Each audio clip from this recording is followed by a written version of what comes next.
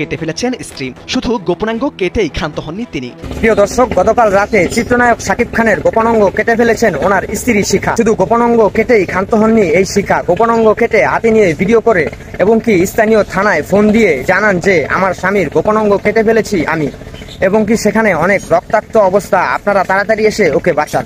ঘটনাস্থল পরিদর্শন করে নারায়ণগঞ্জ থানা পুলিশ জানান বিয়ারের সাথে ঘুমের ওষুধ খাইয়ে জুনিয়র সাকিবকে নিস্তেজ করে তারপরে ওর গোপনাঙ্গ কেটে ফেলা হয়।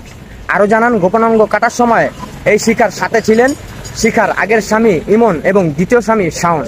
গোপনাঙ্গ কেটে ফেলার প্রায় 1.5 থেকে 2 ঘন্টা পরে জুনিয়র সাকিব আবিষ্কার করে যে ওনার গোপনাঙ্গ কেটে ফেলা হয়েছে।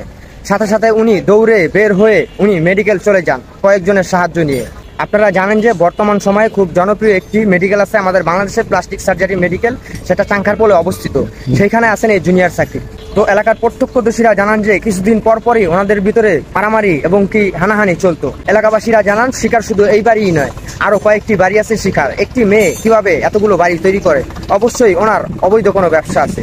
এবং কি একটি মেয়ে কিভাবে একজন মানুষের পুরুষত্ব নষ্ট করে দিতে পারে, এর পিছনে রয়েছে অন্য কোনো কারণ। এবং কি থাকতে পারে এই শিখার কোনো না কোনো কিলারদের সাথে হাত এবং কোনো না কোনো স্মাগলারদের সাথে হাত, এরকমই ভাবছেন এলাকার প্রত্যক্ষদর্শীরা। জানা যায় জুনিয়র সাকিব এখন প্লাস্টিক সার্জারি মেডিকেলে।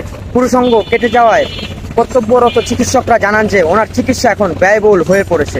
এবং কি এলাকাবাসী জানান এই জুনিয়র সাকিবের পয়সা দিয়ে নাকি চলতো ওনাদের মা বাবার ফ্যামিলি। এবং কি এলাকাবাসীরা জানান এই জুনিয়র সাকিবের বউ শিকার কারণে ওনার মা বাবাকেও টাকা দিতে পারতেন না এই জুনিয়র সাকিব, এরকমও নাকি প্রমাণ আছে জানা যায় এলাকাবাসীদের মুখ থেকে। আপনারা সকলেই জানেন যে অশ্লীল অঙ্গভঙ্গি করে সোশ্যাল মিডিয়ায় ভাইরাল হয়েছেন এই শিখা নামের এই মেয়েটি এবং এই জুনিয়র সাকিব। ওনাদের মাস 6 আগেই দেখা গেছিল এই সোশ্যাল মিডিয়ায় অশ্লীল অঙ্গভঙ্গি এবং যত বেহায়াপনার ছবি এবং ভিডিও পোস্ট করাই কাজ ছিল এই শিখা এবং জুনিয়র সাকিবের। এই কারণেই ওনাদেরকে কিছু মানুষ রোস্ট করে সোশ্যাল মিডিয়া, তারপরেই ওনারা সোশ্যাল মিডিয়ায় পপুলারিটি পেয়ে যান। এখন আমার প্রশ্ন হলো, এত বড় সাহস কোথায় পেল এই শিখা নামের এই মেয়েটি? নিশ্চয়ই এর পিছনে বড় বড় কোনো লোকেদের হাত আছে। প্রশ্ন আপনাদের কাছে, প্রশ্ন পুরো জাতির কাছে।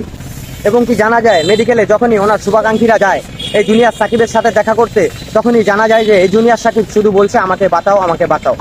এবং কি এই জুনিয়র সাকিবকে নিয়ে কর্তব্যরত চিকিৎসকরা বলছেন এই জুনিয়র সাকিব যদি আল্লাহ চায় তাহলে বাঁচতে পারে, তা না হলে নাও বাঁচতে পারে।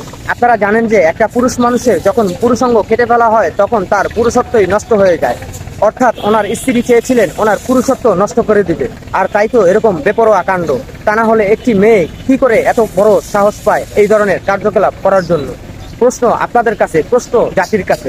কর্তব্যরত চিকিৎসকরা বলছেন ওনার চিকিৎসা ব্যয়বহুল হবার কারণে বাংলাদেশে ওনার চিকিৎসা নেই। তারপরে এই জুনিয়র সাকিব আর্থিক দিক দিয়ে দুর্বল থাকার কারণে ওনার চিকিৎসা বাংলাদেশে নেই। যেই দেশে বয়স্ক ভাতার শ্রমের জন্য শিক্ষিত মানুষরা টাকা খেতে পারে, সেই দেশে মধ্যবিত্ত ঘরের মানুষেরা কতটুকুই বা ভালো থাকতে পারে? স্বাধীন দেশে নিম্ন আয়ের মানুষদেরই যত সমস্যা, নেই কোনো গতি। তাই তো ধীরে ধীরে বাড়ছে দ্রব্যমূল্যের ঊর্ধ্বগতি।